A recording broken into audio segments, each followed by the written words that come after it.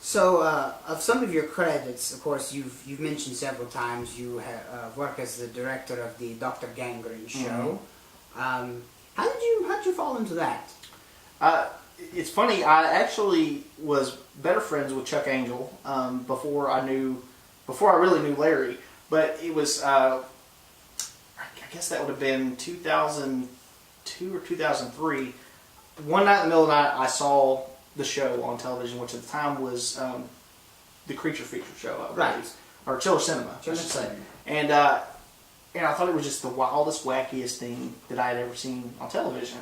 And I made a point every night. It was on Saturdays, like at 1 a.m., and I was staying up and making a point to be home to watch the show because I thought it was so crazy. Mm-hmm. At a certain point, they had said that they were going to be doing a performance at one of the haunted houses up in Hendersonville. Mm-hmm. At the time, I was working at a video store at the Rivergate Mall, which is there in Madison. Was it sort of like a live spook show, kind of like the old-fashioned ones that Bela Lugosi used to do? This was more. They were just doing an appearance at a haunted house.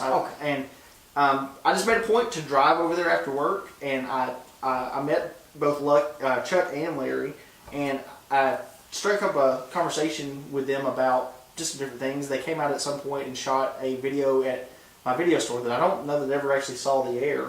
And then me and Chuck actually started working on a movie together called Dead Last, which never got completed. We did, I think, about 90% of it. Chuck was the director, and we were doing it on weekends. It was one of the things that was supposed to last 6 weeks, and at about week 14, we were just about finished, and I think everyone kind of gave up the ghost on it.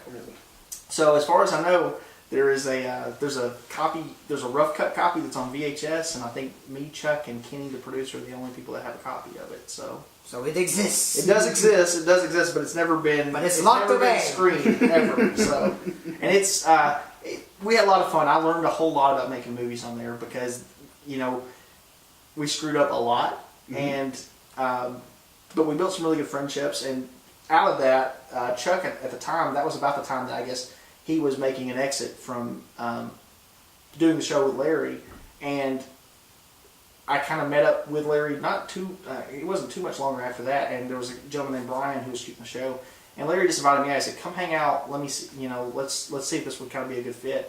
And the next thing you know, I started writing a couple episodes, and then I started directing it, and from there on, me and Larry, I think, have made 50, 60 shows together. Wow. So there's a rumor going around that Chuck Angel is related to somebody in camcordertv.com.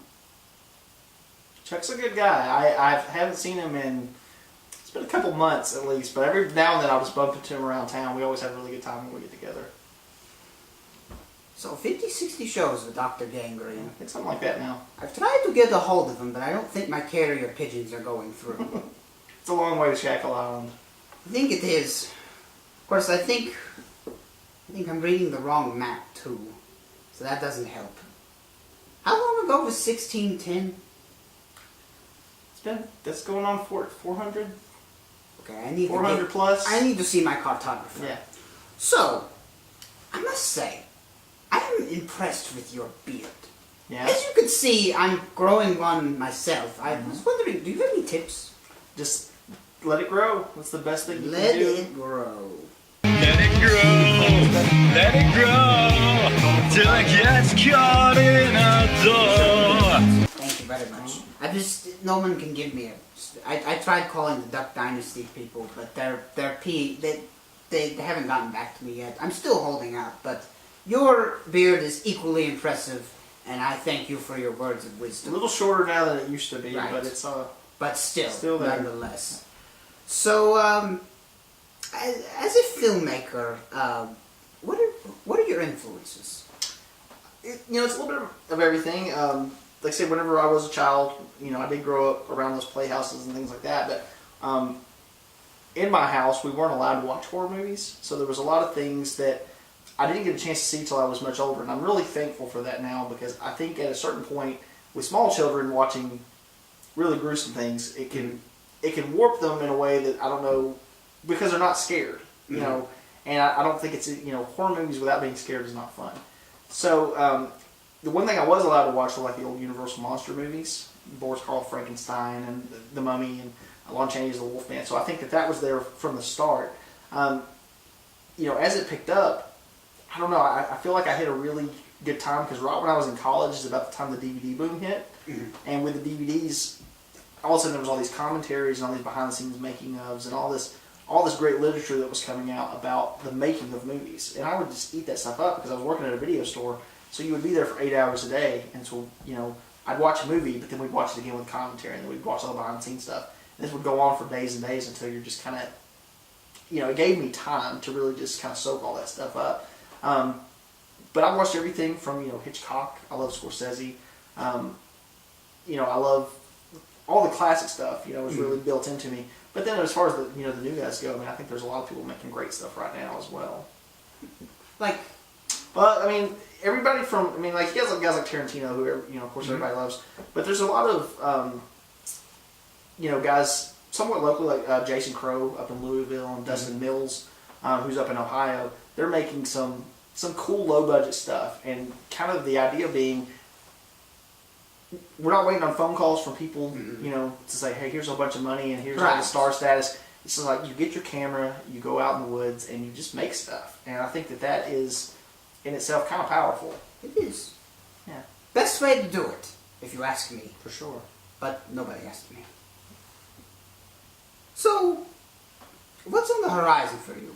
Future projects? We got a couple things going right now. I was actually with Larry today. We did Free Comic Book Day out at Rick's Comic City. So that was the first time I think he'd been back in the Dr. Gangrene outfit in front of camera in quite a while. But we're working on an anthology film right now, which we're going to roll on in just a couple weeks. I'm actually going back up to Hawkinsville, Kentucky, where we shot The Last One, and shooting the first part of that there at the gun town. It's not really a Western, but we're using some of their sets there for a piece.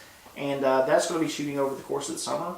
I just worked with Matt Riddlehoover on a thing, and I'm going to produce his next movie called Paternity Leave, which is about a man who is pregnant. It's a comedy. I think that's going to be a whole lot of fun. And after that, it's just a matter of trying to pick whatever the next project is. I said I wanted to do something that wasn't strictly a horror movie next. I'd love to do a Western. I've got a romantic comedy I've been trying to get made for a couple of years now. So I kind of want to work on one of those before I come back and hit like a full-length horror film again. The neat thing about doing an anthology is I can do it short pieces at a time. And Josh Ickes, who is my director of photography on Last One, is going to direct one of those short subjects as well. So it'll be pretty cool. I promise I was listening to you. Just the thought of a pregnant man is frightening. Maybe it should be a horror movie. Things have really changed since the medieval times. I'm still rolling with the punches, but sometimes it's just a lot to take in. So, but you don't need to hear that. You're a young man and I'm old. So, well, I have one more question. Sure. This is a big one. So, a little birdie told me that you are recently engaged. That is true. Yes, just got engaged. I guess it's been right at 2 weeks ago. We did it actually the night before we premiered The Last Man was our anniversary. Decided that we just couldn't wait anymore, so we got engaged, and we haven't set a date yet. Sometime later this year, but we're just kind of basking in the enjoyment of that right now. Wow, that's wonderful. So here's my question: can I be your best man? Probably. Yes! Thank you very much. And on that positive note, we will end tonight's segment of Count Drahoon's long, spooky table talk. Mr. McCaseland, thank you for joining us. Spooks and Spookettes, I'll see you sometime next week on Count Drahoon's Festival of Fright. Until then, as far as things go when things go bump in the night, There are such things. Let it grow, let it grow. Can't shave it off anymore. Let it grow, till it gets caught in a door. I don't care what they're going to say. Let the beard grow long. Scratching my chin never bothered me anyway.